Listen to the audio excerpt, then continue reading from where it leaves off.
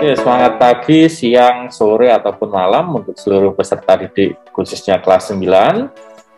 Berikut adalah kegiatan atau video yang menjelaskan tentang petunjuk pelaksanaan kegiatan TPMBK 2 bagi peserta didik kelas 9, sesuai dengan jadwal yang sudah disampaikan bahwa besok Senin, tanggal 14 Maret 2022 kita akan menjalani kegiatan TPMBK untuk yang kedua atau tahap 2. Nah, pada kegiatan kali ini ada beberapa hal yang menjadi catatan khusus atau sedikit berbeda dengan pelaksanaan di TPMBK tahap pertama kemarin. Nah, apa saja yang berbeda nanti Pak Satrio sampaikan dalam video ini. Jadi pastikan kalian menonton sampai selesai.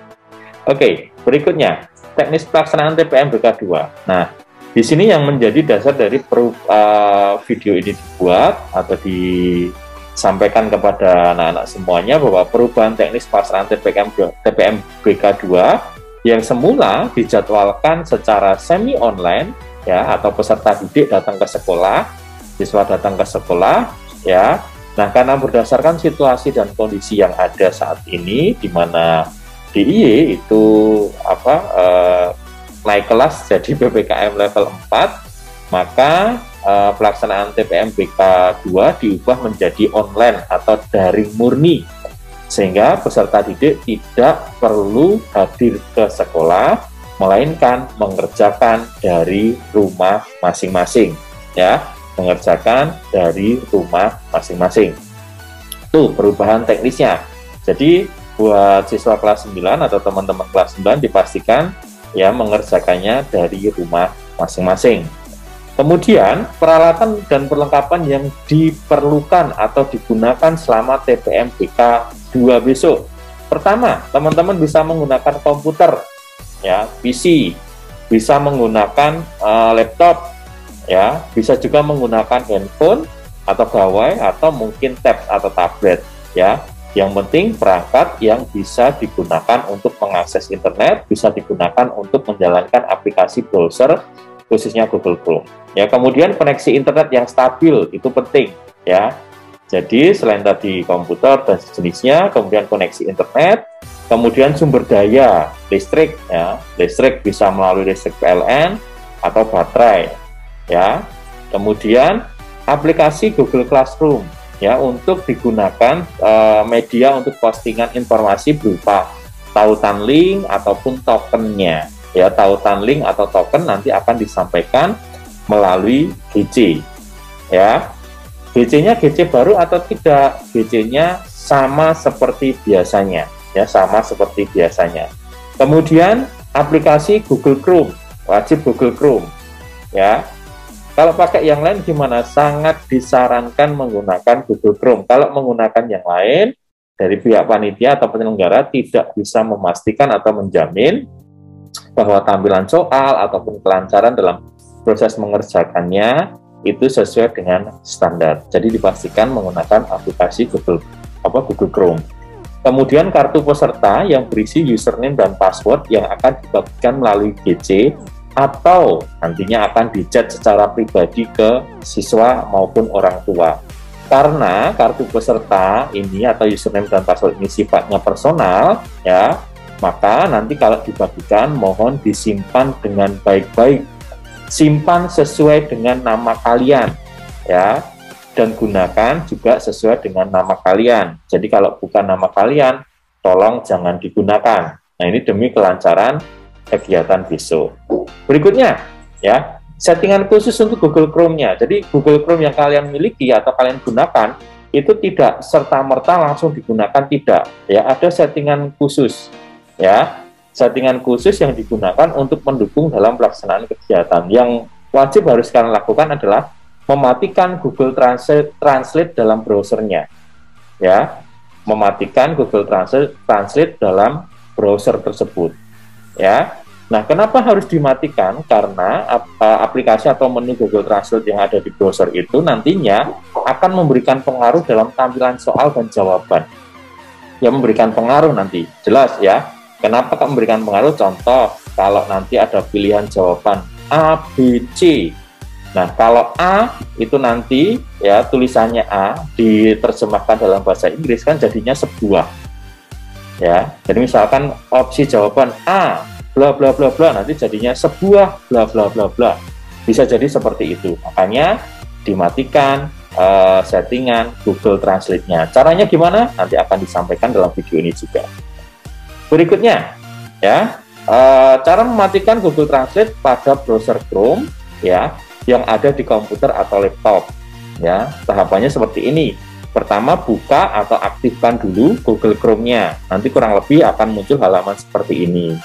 Ya, kalaupun ada perbedaan sedikit, tidak masalah karena ini tergantung juga settingan dari komputer atau laptop yang kalian miliki di rumah, yang teman-teman miliki di rumah. Kurang lebih nanti intinya seperti ini. Nah, ketika sudah dibuka atau diaktifkan, tahapan berikutnya adalah kalian silakan pilih atau klik ya titik 3 yang ada di sebelah kanan atas.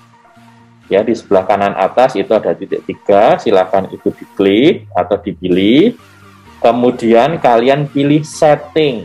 Ya, jadi agak turun lagi, pilih setting. Nah, kalau sudah dipilih setting, nanti akan muncul tampilan seperti ini. Ya. Kemudian kalian pilih advance. Ya, kalaupun mungkin bahasa Indonesia ya nanti mungkin sedikit berbeda ya susunannya. Yang jelas di bagian panah kuning itu silahkan kalian klik ya. Kemudian pilih language atau bahasa. Ya. Language atau bahasa silahkan kalian klik. Nah, kalau sudah muncul atau sudah diklik nanti tampilannya akan seperti ini. Ya. Tampilannya ada language, terus ada spell check segala macam. Nah, silahkan kalian klik language-nya, ada panah segitiga itu, panah ke arah bawah kok keturun ya. Panah ke arah bawah itu, ya silahkan kalian klik, ya. Kemudian akan muncul seperti ini, ya. Nah, kemudian silahkan kalian matikan, ya. Matikan yang bagian over to translate page, ya. Atau tawaran untuk melakukan translate atau terjemahan itu silakan dimatikan ya, dimatikan sehingga tidak muncul warna biru atau menjadi putih. Kalau itu sudah dimatikan, yang bawahnya juga ikut dimatikan atau spell check-nya silahkan dimatikan pula. Nah, settingannya hanya seperti itu ya. Kalau sudah sampai seperti ini berarti settingan di Chrome atau Google Chrome versi laptop atau versi komputer sudah selesai. Berikutnya, jika kalian besok menggunakan handphone atau gawai, secara prinsip sama seperti settingan di dalam laptop ya, komputer atau laptop ya. Namun biar lebih detailnya Pak Catur berikan gambaran ya. Jadi kalau di HP kurang lebih tampilannya seperti ini. Tapi mungkin ya apa yang ada di dalam layar ini atau di video ini sedikit berbeda dengan yang ada di HP kalian ya. Contoh Pak Catur geser dulu ya. Nah, contoh ini bagian menu di bagian bawah ini di beberapa handphone ya atau gawai dimungkinkan menu tab, kemudian panah kanan kiri ataupun menu yang lainnya titik 3 juga itu dimungkinkan ada di bagian atas. Kebetulan kalau di HP-nya Pak Catur ada di bawah, di HP kalian mungkin ada di bagian atas ya, itu contohnya. Kemudian besok selama mengerjakan, Pak Catur geser dulu. Nah, selama mengerjakan pastikan tab kalian itu hanya ada satu, yaitu halaman yang dibuka saja. Kalau ada banyak gimana, itu akan berpengaruh di performa juga. Jadi pastikan hanya ada satu tab yang terbuka ya. Ini dulu tampilan depannya. Kemudian kalau ini sudah terbuka sama seperti tadi, silahkan pilih ya, silahkan pilih titik 3 ya, titik 3 yang ada di bawah ini atau di atas ya, itu diklik, pilih setting ya. Setelah dipilih setting nanti akan muncul tampilan kurang lebih seperti ini ya, tampilan seperti ini. Nah, seperti halnya tadi di browser yang ada di PC maksudnya. Nah, itu pilih language atau bahasa. Setelah diklik language atau bahasa, silakan nanti dimatikan translate page-nya. Ya, dimatikan translate page-nya. Nah, kurang lebih nanti akan seperti ini. Nah, kalau ini sudah dilakukan, selesai. Berarti settingan untuk browser kalian sudah selesai dan siap untuk mengikuti TPMBK besok hari Senin atau tanggal 14 Maret.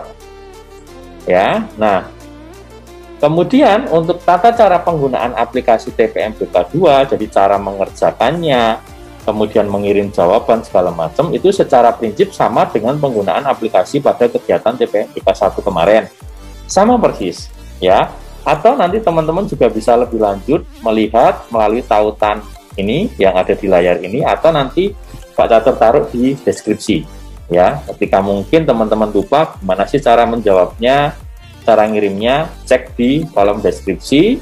Nanti Pak Catur lampirkan tautannya di situ biar teman-teman bisa mengingat kembali. Kemudian selanjutnya, ya, waktu pelaksanaan TPMBK dilaksanakan dari hari Senin sampai dengan hari Kamis 14 sampai dengan 17 Maret 2022. Seluruh peserta didik mengikuti kegiatan sesi 1, ya. Jadi kelas 9A, B, C itu semuanya ikut sesi 1. Mulainya pukul 7.30 sampai atau selesainya itu pukul 9:10. Jadi hanya 100 menit. Kemudian peserta didik wajib siap, atau kalian sudah standby, sudah siap mengerjakan, sudah mengikuti kegiatan, siap mengikuti kegiatan itu mulai jam 7 pagi dengan peralatan dan perlengkapan yang tadi sudah disampaikan. Berikutnya lagi, jadwal mata pelajaran yang dilatihankan itu hari Senin itu bahasa Indonesia, Selasa itu matematika, kemudian Rabu itu bahasa Inggris, Kamis itu IPA. Ya. Kemudian selama kegiatan wajib melaksanakan protokol kesehatan. Tuh, kemudian berikutnya direncanakan hari Jumat besok tanggal 11 Maret itu akan ada uji coba, ya, uji coba sistem. Namun untuk waktunya akan diinformasikan menyusul melalui forum grup, ya. Akan informasikan menyusul nanti secepatnya setelah kami mendapatkan konfirmasi untuk waktu latihannya akan disampaikan melalui grup. Yang penting kalian siapkan semuanya terlebih dahulu. Ya, kemudian dipastikan lagi, ya, sekolah menghimbau selama kegiatan kalian wajib menerapkan protokol kesehatan dimanapun kalian berada. Oke, itu dulu yang bisa Pak Catur sampaikan, ya. Semangat mempersiapkan dan menempuh TPMBK tahap kedua. Tetap patuhi protokol kesehatan, kemudian jaga kondisi diri, kemudian istirahat yang cukup, dan Tuhan memberkati. Dadah.